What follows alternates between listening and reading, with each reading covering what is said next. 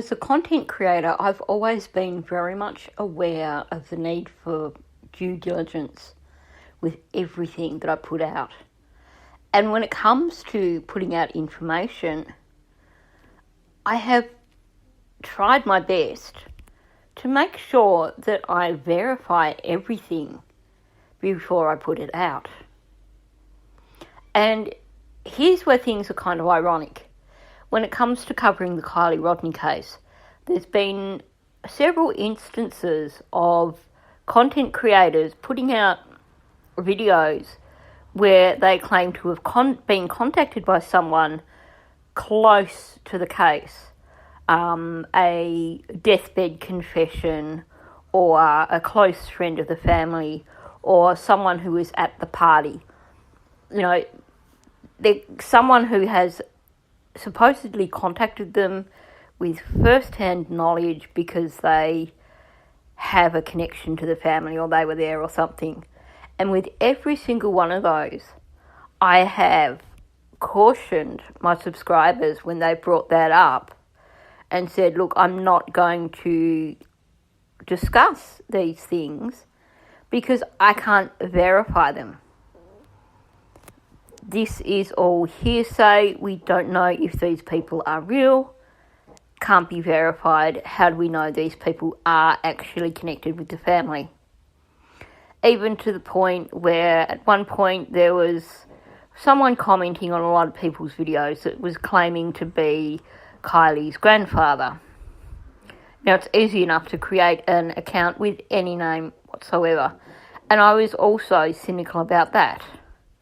It's like, well, this person hasn't actually given anything that would verify that it actually is who they say they are.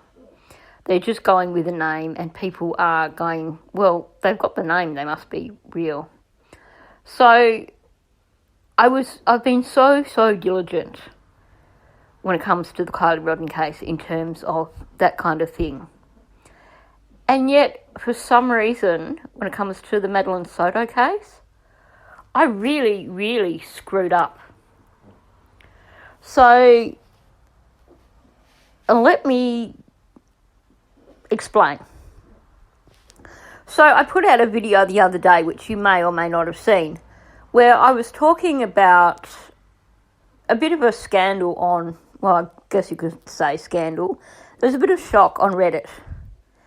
And that was because a person who had basically set themselves up as a mod or an administrator on Reddit turned out to be a predator. And someone did a background check on them and they discovered that this person was actually had been convicted for passing around photos similar to the sort of images that Stephen Stearns had. And this person had put themselves into the Reddit community and the Facebook community, and I didn't know that at the time, but they had put themselves into the Reddit community as a moderator for the biggest Reddit subreddit that's there. And they put themselves, their name was a hate ghost. Now, I had read some of their posts on Reddit, and, you know, I'm another person who is very cautious about what I see on Reddit and what I see on Facebook. So I don't know why I fell for this, but I did. So let's go back. This person had set himself up as a mod on Reddit, on the Madeline Soto subreddit. And they were very encouraging of people posting photos, and they also were making connections with another YouTube channel, and this channel was saying, well, you know, I've got this information from this HGhost person on Reddit, and they were taken in by them as well, basically. So then this information came out a few days ago that this HGhost on Reddit is actually a predator. And they've been removed from the subreddit. obviously it's going to make a lot of people very cautious about heading over to there.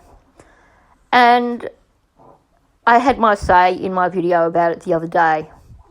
And then tonight, having not really done much work at all on my YouTube channel, I was just having a bit of an evening to myself, and I thought I'd watch a bit of Plunder, because I love the due diligence that Paula does.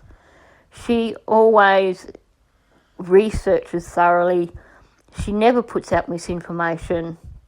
And this particular video, she was actually talking about this H-ghost and the whole Reddit fiasco.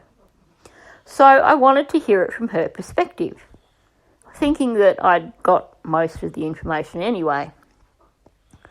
And Paula, of course, went above and beyond. So she got way more information than what I had actually discovered. So this H-ghost had also ingratiated themselves into a Facebook page, one of the biggest Madeline Soto Facebook pages, one of the more credible Facebook pages, and I can't remember the name of that they were using on that post, on that Facebook page, but I did fall for that, and I'll talk to that in a minute. Not only that, but they were also ingratiating themselves with TikTokers and with YouTubers. So there was one YouTuber who was being given information by this H-ghost, and who believed that they were being given first-hand information with connection to Madeline's bio dad and his wife. So they were really taken in. And I fell for it all, hook, line and sinker. Like I said, if this was the Kylie Rodney case, I would be super cynic. I would be like, well, I want to see proof of this. I don't want to just hear you saying that you have connections with the family. I want to see proof. Because my original introduction to this H-ghost person was, in fact, this other YouTube creator saying that they had been put in contact with Maddie's bio dad via this person on Reddit called H-ghost, who was being super helpful. And that Maddie's bio dad had been sharing information with them. So this YouTuber was like doing the, I have insider information directly from Maddie's family with assistance from this person who has made connections for me with the family. And the first place where I fell for it was this YouTuber was the one that started the ball rolling with, we've been told by Maddie's family that they've been informed by the district attorney that Madeline wasn't actually pregnant. That has now been confirmed. Well, turns out now that was the first bit of misinformation that was being spread by this H-ghost. So in actual fact, there was never any confirmation of the sort. So I fell for that, and I was one of these people that put out a video. I heard this YouTuber say, I've heard this confirmation. I thought, okay, well, I'm going to I did try and do my due diligence, I will say that. I went and I checked on Facebook, and I saw a post on Facebook where someone was saying, we have first-hand information from the family that this is the case. I thought, okay, well, here's this information coming from another source. Because the YouTuber, I don't think at the time they actually made the connection there with this Reddit person. They just said that they had the information directly from Maddie's family.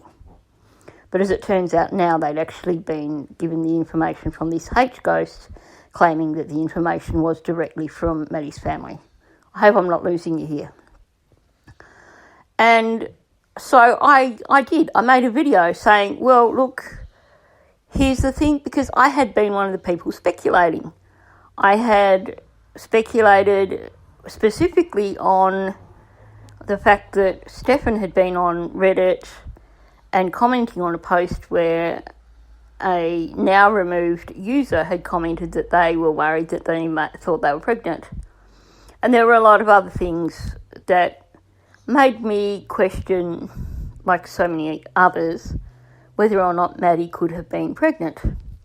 So I thought I need to do the right thing here and step up and make a video. And I did that. I put a video out saying, we've just been informed from Maddie's family that they were told by the district attorney that Maddie was not pregnant. And part of me was like, well, okay, this does sound a bit odd, but I have to say, and I don't like criticising other content creators, but here's where I got pulled in. The content creator who put it out first in her live stream was so very convincing about it. So very convincing that she had the inside story directly from Maddie's family. So very convincing that she was an authority because she had the connections with Maddie's family. So I believed her.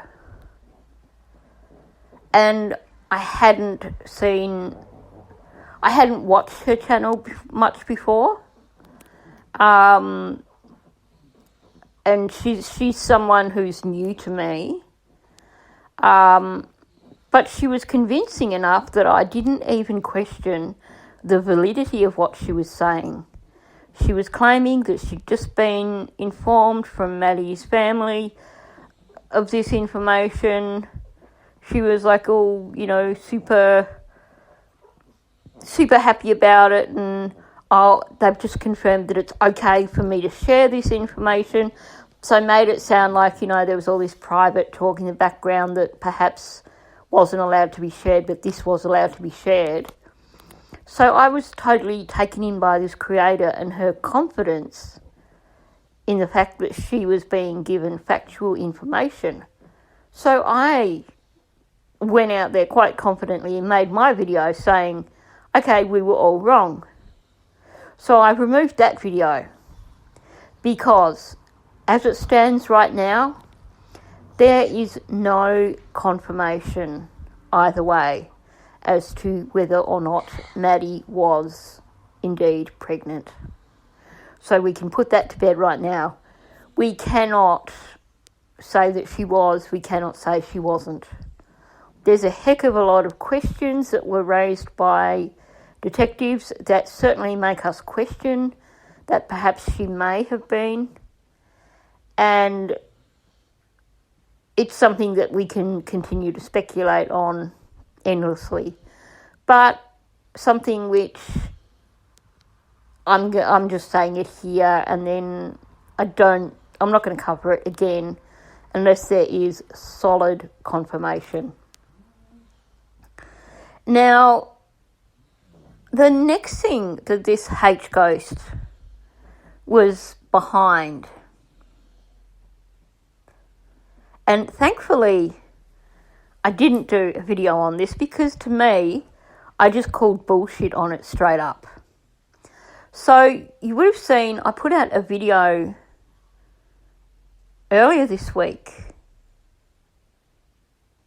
Oh, I think I put out a video. I can't remember if I did actually do a video on it in the end. I had intended on doing a video.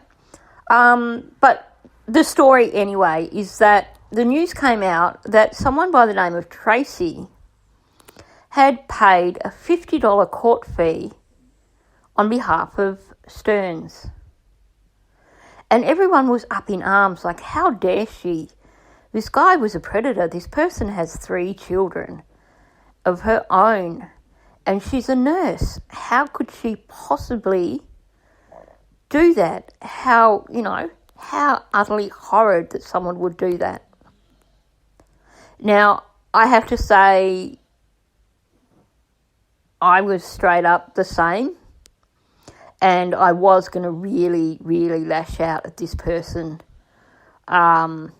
because I cannot see any way how that someone could possibly justify in their head doing that. But anyway, so Paula, because she is a legend, actually contacted Stearns' lawyer and said, do you know who this Tracy person is? Is she someone connected to the family? And the lawyer said, well, sometimes people just pay these things. I have no idea who she is. So we know for certain Paula verified that that payment was actually made by this Tracy person. And people were whipping up into a storm over this Tracy, and there were photos all over the internet of her and her husband, and people were getting quite upset. And I must admit, I had a bunch of photos of her, and I was going to put her on blast as well on my channel. But I didn't, because this other YouTuber that I'm referring to suddenly got an exclusive interview with Tracy via her contact, H Ghost. Now, it was a phone interview, apparently, so there wasn't any visual prompts. But the story, according to this Tracy, was that her credit card was stolen and that it was used to pay this court fee. And of course, a lot of people, myself included, were like, that sounds like a whole bunch of hooey. It just did not sound plausible that someone's credit card would be stolen and used to pay a court fee for a particular case. Because that would involve actually knowing that the fee needed to be paid for starters, actually knowing the process of paying the court fee.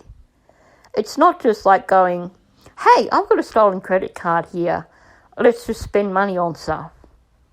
And, you know, if someone's going to steal a credit card, they're going to buy things for themselves. They're not going to pay a court fee for some predator who is where he should be, basically. So many of us called BS on that. And I must admit, that was the first instance where I thought, okay, I'm not so keen on this creator anymore. Because she was being very adamant that, okay, well, now we have to leave this Tracy and her husband alone because I've got this interview with her. She's saying that she was a victim as well. She does, and that, you know, and here's the other red flag. This Tracy was apparently saying, you know, I'm a true crime junkie myself and I've followed the case and I'm really sorry that this has happened, and too many red flags for me. Way too many red flags. So I was really cynical, but I didn't want to stick my neck out because I would have been going against another creator, essentially, and calling that creator a liar. Or at least saying that creator was believing something that was basically BS. So I kept quiet on that one.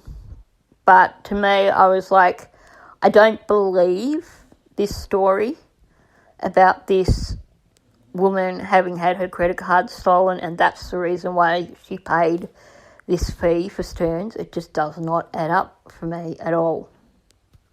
So I kept quiet about that. Now, the third thing, and this is the second video that I've removed.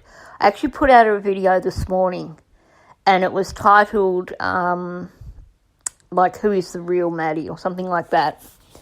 And basically, I had seen this post on Facebook, which looked like a really lovely post, and it was talking about the things that Maddie really liked and her favourite colours and that she loved music and all that sort of stuff, and it did sound really sweet. There was one part that I thought sounded odd because they said it was something about something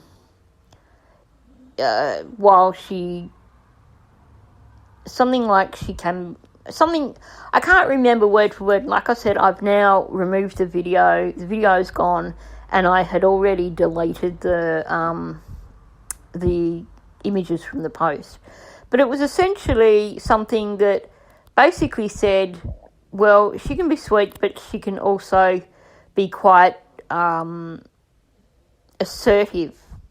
But the way it was worded sounded quite negative. And I thought, well, that's a really weird way of putting it. I thought, well, maybe it's someone whose first language is Spanish, and that's the way it's come out for them. Although nothing else in that post made it look like it was written by someone whose first language was Spanish.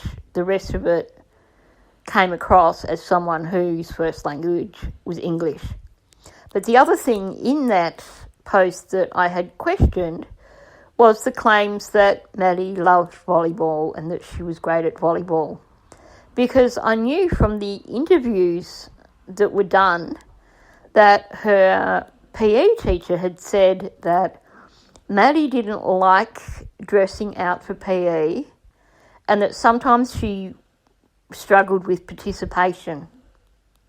I thought, that doesn't sound like a girl who would like volleyball. But anyway, I thought, well, this is a really sweet little bit of information about Maddie, and it's the first bit of information we've been given. So I made a video where I basically read through it. And I put that out this morning. And I've now removed it because it turns out that that was actually written by this H-ghost. So this H-ghost was posing as someone connected to Maddie, and they wrote that post, and I fell for it, hook, line, and sinker. So I've learned a huge, huge lesson today.